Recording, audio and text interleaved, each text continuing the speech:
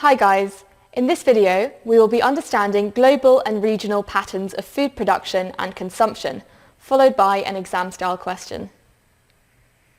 In the last video we looked at the relationship between the environment and human population, and we learnt about the importance of humans living in areas where the soil was fertile enough to produce food for consumption.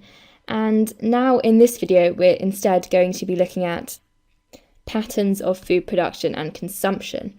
So in the early 1960s, global food supplies for humans stood at around 2,300 calories per person per day, and a calorie is a measurement of energy provided by food, which can all be totaled up through the food that you eat during the day, and this was the average. But despite this was actually very unevenly distributed in the 1960s between high-income countries and low-income countries. So despite this figure, in the high-income countries, their average per day was around 3,030 calories, whilst in low-income countries, their total was less than 2,000 calories, which is enough for chronic undernutrition to take place. You might already know that we need over 2,000 calories a day to support human life and to be nourished. Therefore, in a lot of low-income countries, they weren't actually receiving enough food to be healthy.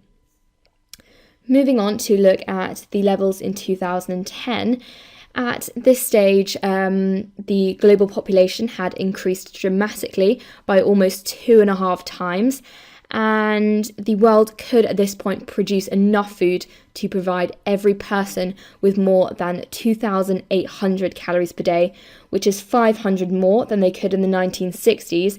However, food production and availability is still uneven in 2010, and around 800 million people are still suffering from undernutrition, and this is 20% of people on Earth. Despite this, though, there's still being quite a significant number of people who aren't receiving the sufficient levels of daily calories.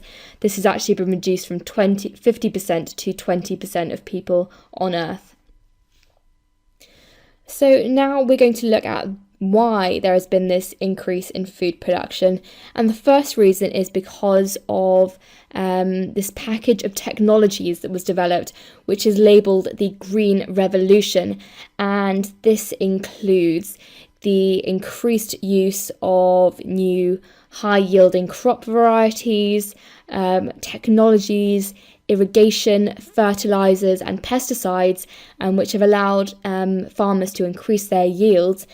Hi guys, to continue watching this video and unlock hundreds of other super concise and exam board specific A-level geography videos, just click the button. Join me today and together let's make A-level geography a walk in the park.